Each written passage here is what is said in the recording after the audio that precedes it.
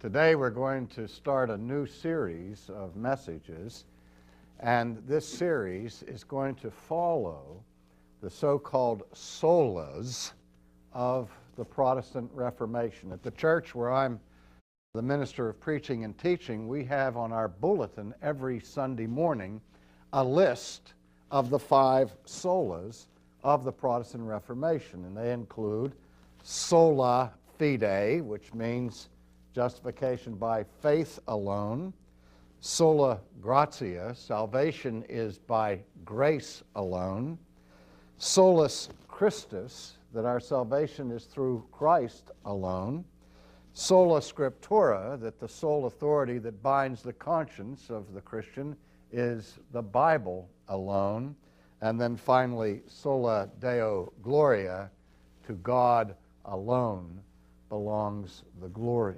And so we're going to start our study of the solas by looking at the first one, sola fide. And I'd like to address that subject under the subtitle of what was the matter with the Protestant Reformation. Let me say it again. What was the matter with the Protestant Reformation? Now, some people would answer that question by saying the matter with the Protestant Reformation was there was one, because it produced the largest schism in the history of the organized church.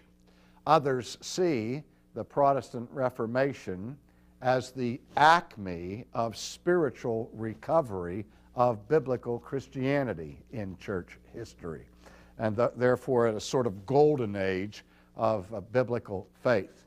Well, when I asked the question, what was the matter with the Protestant Reformation, I'm not using the word matter in the normal way that expression is indicated when we say, what's the matter with something? We mean, what's wrong with it, or what was the fault of it? But I mean something quite different when I say, what was the matter with the Protestant Reformation? What I mean by that is, what was the essence, the substance, the stuff, or what we call in philosophy the material cause of the Protestant Reformation? What was the chief issue that provoked such massive consequences as this split that occurred in the 16th century? And when historians of theology and of church history look back to the 16th century, they'll often use distinctions originally set forth by the philosopher Aristotle when he distinguished between different types of causes, and they will distinguish between what's called the formal cause and the material cause. And when the church historians distinguish between the formal and material causes of the 16th century Reformation, they will say the formal cause, the intellectual background to the issue, was a dispute over the seat of final authority that binds the Christian conscience. And we'll look at that separately under the title of sola scriptura. But what is called the material cause, again, the substantive issue was the core point of dispute, was the doctrine of justification. And the Protestant view is expressed in the shorthand of the Latin sola fide. And just a sola is similar to solo. If you take flying lessons and the first time you fly solo, that means that you fly the plane by yourself, that you fly it alone. And if you stand up in church on Sunday morning in the choir and sing a solo, that means no one else is singing with you. You're there all by your lonesome singing the song. Well, the same word is behind the word sola, which means alone. And we've heard the motto of the United States Marine Corps, semper fidelis, which means always faithful. And if we're not familiar with that, we're familiar with the hymn that we sing during the Christmas season, Adeste fidelis, which means, "O come, all ye faithful." We have a word in the English language where we speak of fiduciary responsibilities, responsibilities that require good faith and so on. So here what we're talking about is the Latin word for faith, and the phrase sola fide means by faith alone. And again, as I say, this is shorthand for the central issue of the Reformation, which focused on the question of justification, and the Protestant reformers set forth the doctrine that our justification is by faith and by faith alone, without any mixture of good works or merit on our part. Now, to understand sola fide in its historical context, we have to understand something about the theological dispute based on the Roman Catholic understanding of justification. Now, this is not going to be a course that delves deeply into church history. We're planning to do a large overview of Reformation church history where I will go into much more detail about the historical episodes that intersected to bring about this serious dispute in the 16th century about the notion of justification. But first, a word about justification itself and its relevance to the 16th century, to the 1st century, and to the 21st century. At the heart of this dispute was not a tangential debate over how many angels can dance on the head of a pin, or in a needless controversy over pedantic points of theology and of doctrine that professors disagreed about. But this issue touched the very heart of the Christian faith, because the question of justification is designed to answer the deeper question: how can an unjust person possibly survive the judgment of a just and holy God?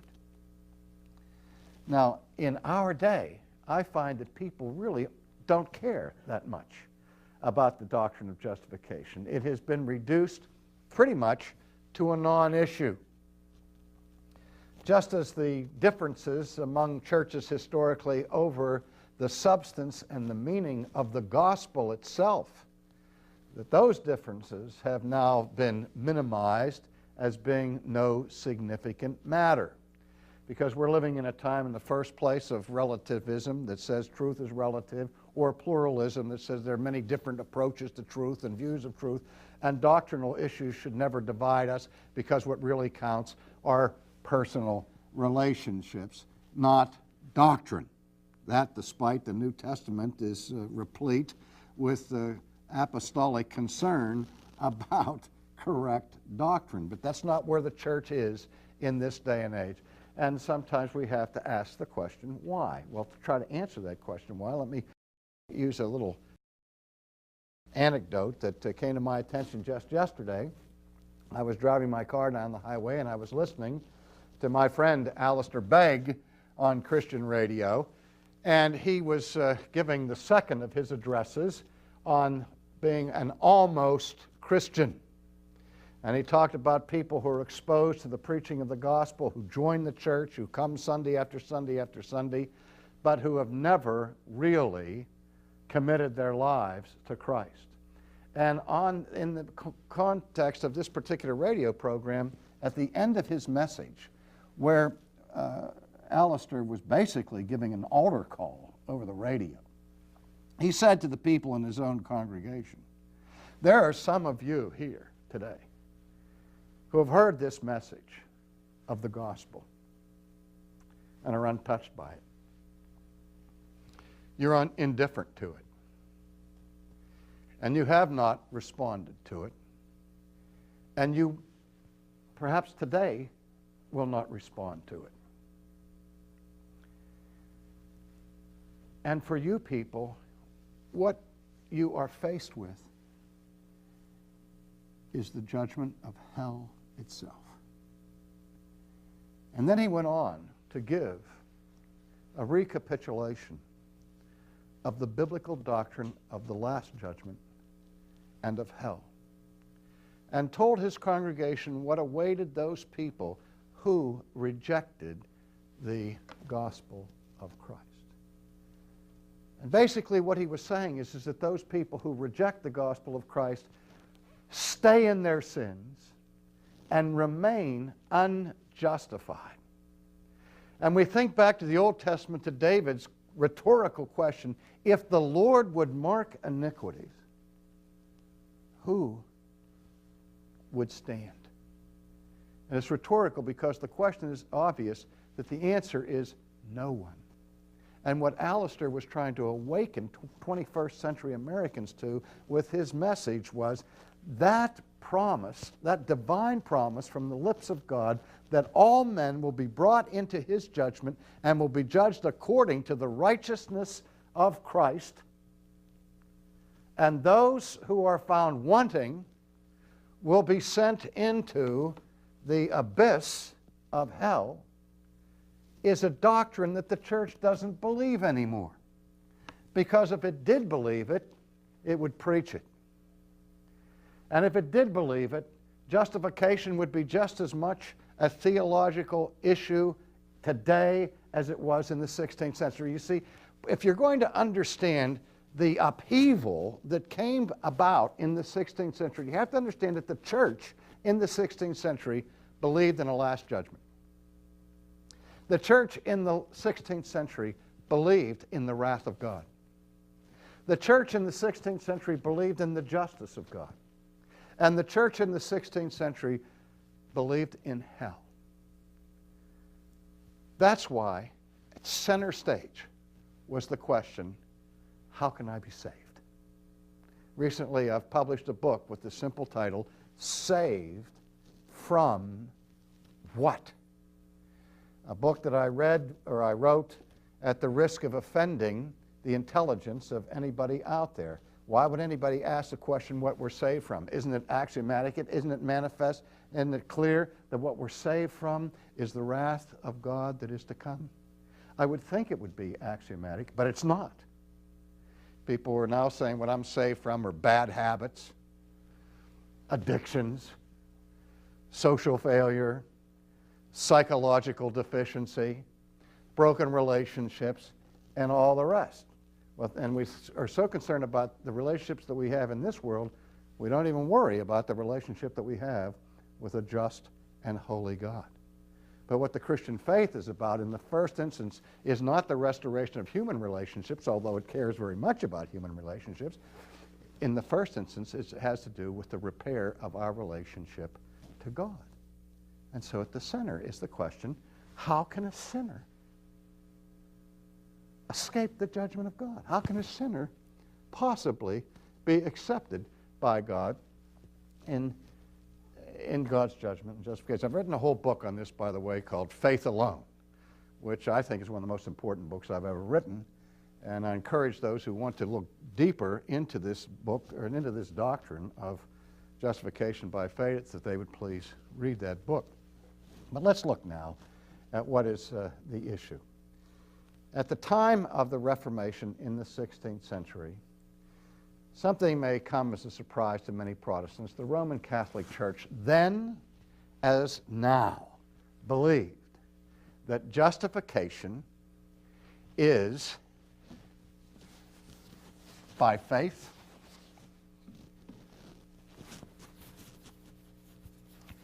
by grace, and by Christ.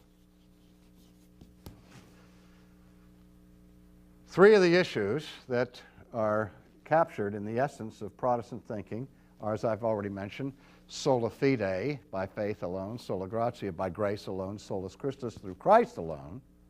And because of that, many Protestants believe that the Roman Catholic Church did not believe in justification by faith, or in justification by grace, or in justification by Christ. That's simply not true. because very early the church had to combat the heresy of Pelagius, an Irish monk who challenged St. Augustine in the early church and taught that people can be saved without grace, that people can achieve lives of perfect righteousness without any assistance from God. And so for Pelagius, people don't need grace, they don't need the help of Christ.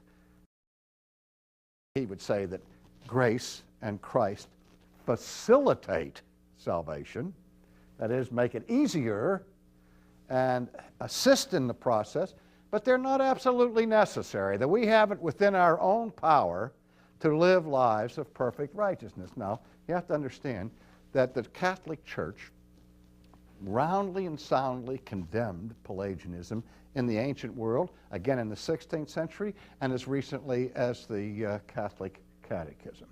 That the Roman Catholic Church emphatically does not believe that people can be saved by their own righteousness without any help from God. But what did they teach in the 16th century? What do they continue to teach today? Well, they teach that faith is a prerequisite. Faith does three things for justification. Faith is what they call the initium, that is the initiation or the beginning of justification. They also say that faith is the fundamentum or the foundation of justification. And they also say that faith is the rhodex or the root of justification. So you see that faith is of critical importance according to the Roman Catholic Church in three ways with respect to justification. It's important to start the process of justification. It's the initiation. It's the foundation upon which justification is established. And third, it's the very core or root of our justification. So to say that the Roman Catholic Church doesn't believe that faith is necessary or that you can be justified apart from faith is simply to seriously slander and misrepresent the Roman Catholic Church. Secondly, the Roman Catholic Church has always taught that grace is necessary, a necessary prerequisite for justification. And without the grace of God that is infused into the soul sacramentally, which we'll look at more closely in a moment, without that grace, we'd be left back in the hopeless condition of Pelagianism, of having to try to earn our way into heaven simply on the ground and basis of our own righteousness and our own merit. And Rome rejects that. And of course, the Roman Catholic Church affirms the necessity of the atonement of Christ and of the work of Christ to help us in our justification. And so just in brief recapitulation, Rome believes that justification is by faith, it's by grace, and it's by Christ. What Rome doesn't believe is that justification is by faith alone, or by grace alone, or by Christ alone. But rather, it combines other elements. For example, in the Roman Catholic view, it is faith plus works that gives us justification. It is grace plus merit that gives us justification. It is Christ plus me and my inherent righteousness that gives me justification. That's the formula in a nutshell. The Reformers objected strenuously to this and said, no, our works do not count towards our justification. I'll explain that more later. That we have no merit of our own of any kind that we bring before God. As the hymn writer Augustus Toplady wrote in Rock of Ages, it's nothing in my hand I bring. Simply to the cross I cling. So this is crossed out by the Reformers. This is crossed out by the Reformers. And my inherent righteousness is crossed out so that you have faith alone, grace alone, Christ alone. Well, briefly, for the Roman Catholic Church, justification begins with baptism. And baptism is called by Rome the instrumental cause of justification. Now, what that means very simply is this. Back in Aristotle's day, when Aristotle divided different types of causes, he used an illustration of building a statue. And the material cause of the statue is the stone out of which the statue is made. The efficient cause is the sculptor who uses his instruments to bring about the shaping of the statue. But the instrumental cause would be the chisel and the hammer. The instrumental cause of Rembrandt's Night Watch was his paintbrush. It was the instrument he used to bring about the effect. And so, according to the Roman Catholic Church, the instrument that God uses to bring justification to the needy person is, in the first instance, the instrument of baptism. In baptism, the person who is baptized receives an inpouring or an infusion of what is called justifying grace, or what is called the grace of the righteousness of Christ. That is, when the person is baptized, something happens inwardly. The soul is infused with divine grace. And if that person cooperates with that infused or poured in grace in baptism, and not only cooperates with it, but assents to it. The Latin is cooperare et assentare. If you cooperate with that infused grace and assent to that grace, then you are in a state of justification, wherein you remain until or unless you commit mortal sin.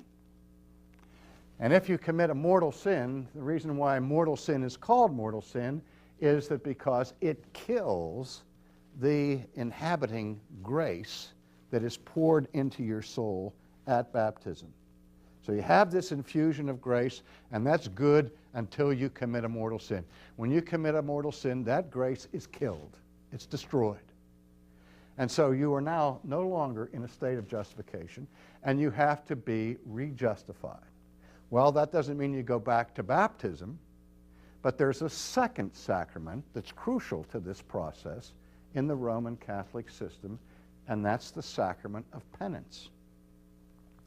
And the sacrament of penance is defined by the Roman Catholic Church as the second plank of justification for those who've made shipwreck of their souls.